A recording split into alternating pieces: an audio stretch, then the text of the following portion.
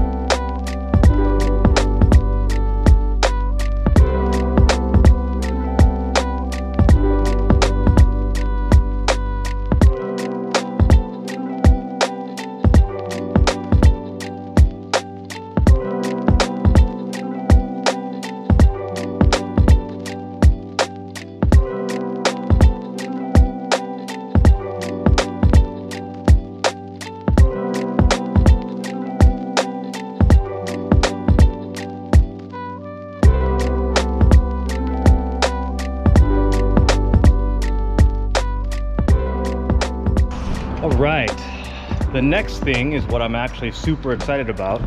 It is building the loft in this new unit. All right, so this is the new unit. And what I need to do is figure out how tall my walls are gonna be. So I am going to erect a wall right here. I am going to build a wall along this wall and along this wall. I need to figure out what the height of the staircase is so that I can figure out the height of my wall along with my floor joists, which I intend to have be 2x12s, and then 3/4 plywood for the flooring. So it looks like they use 1/2-inch plywood here for the flooring. So we'll measure the total height of the floor system here, and then I can go along with the rest of my planning.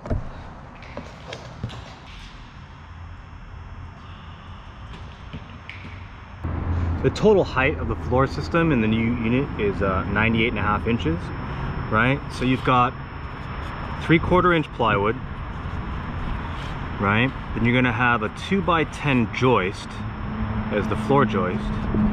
Then you're gonna have a double top plate.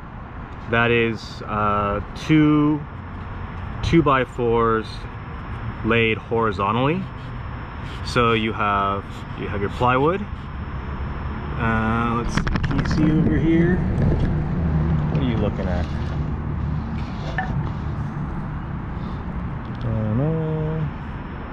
Okay, so that is your plywood.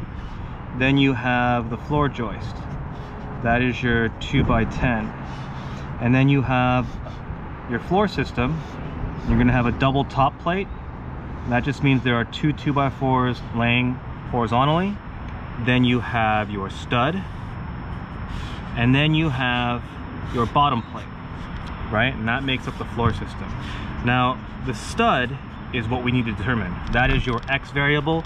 That is what we can cut to any size that matches our floor plan. So 3/4 plywood is actually 3/4 inch. A 2x10 is not actually 10 inches. A 2x10, actual dimensions of a 2x10 is 9¼ inches. So you have 3/4, then you have 9¼ and these are 2x4s, so they're not actually 2 inches and 2 inches. A 2x4,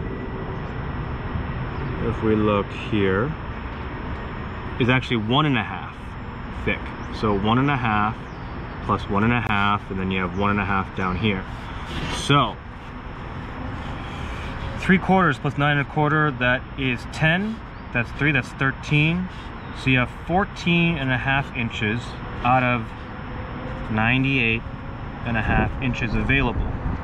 So in reality, that is just 98 minus 14. So your stud length, X, is going to equal 84 inches. Cool? I don't know what else to tell you. That's what it's going to be. Yeah.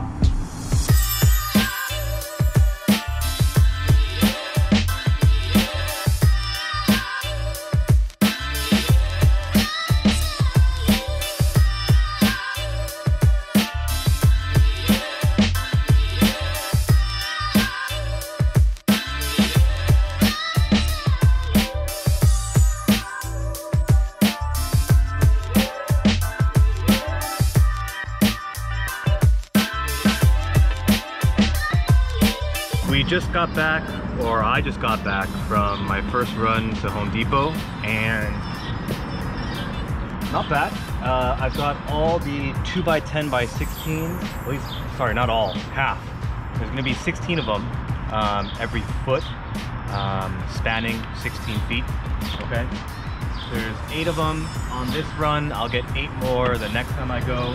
I've got about 30 2x4x8s I'll be using to finish out the wall. And then I've got a couple 2x10x12s and 2x10x10s. So for the front and the rear, I don't know, ends of the joist, if you will. So I just need to unload, finish at least some of the wall that I have on the ground here, put this stuff into the new warehouse, just for storage, and then figure out how I'm gonna anchor everything to the floor.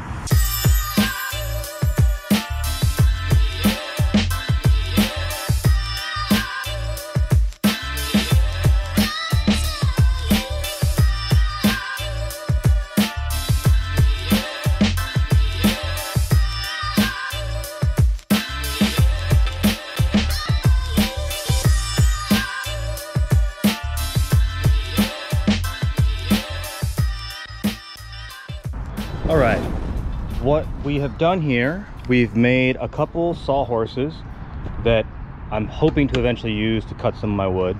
I've got 2 of my workbenches now on casters.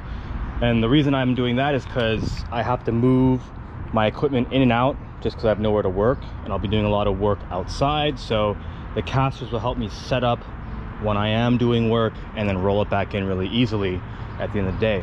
Now, this is one of our typical storage shelves, and for transportation or for easy configuration, I'm gonna build a small sled essentially to slide these onto with casters, move them into the new warehouse, get them situated, and then slide them off.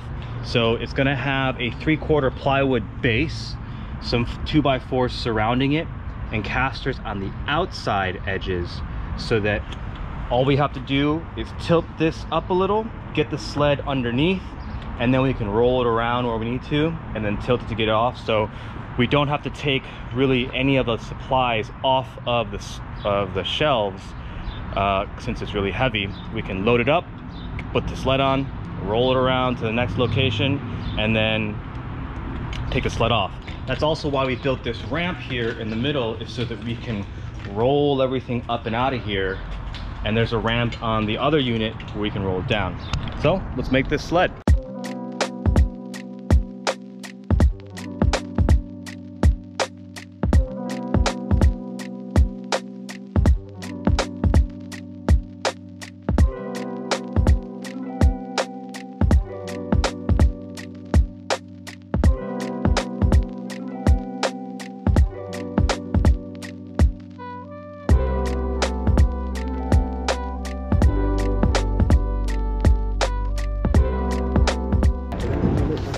See if this works or not.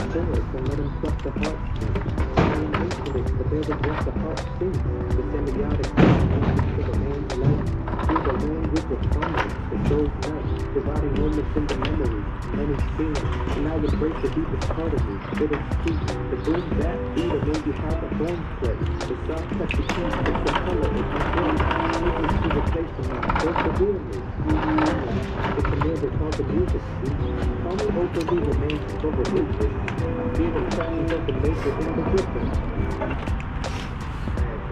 guess it works. It's like another one.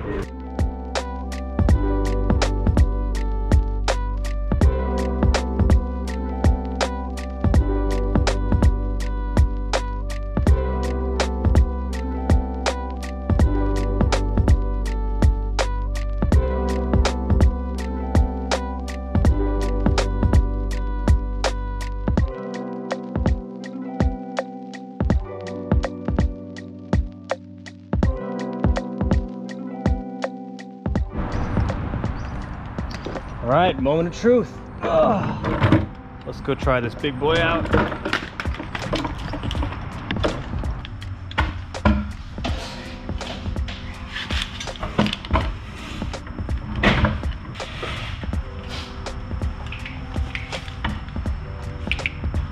It's very possible the legs are gonna slide into this area. So the idea is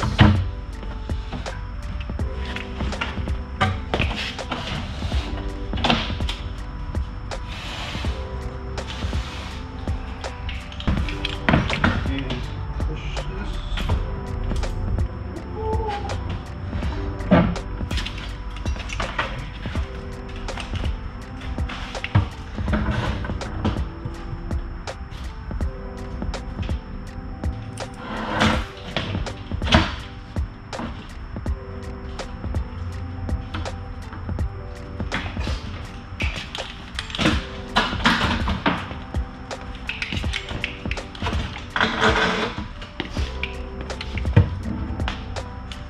Okay, well, it's not terrible.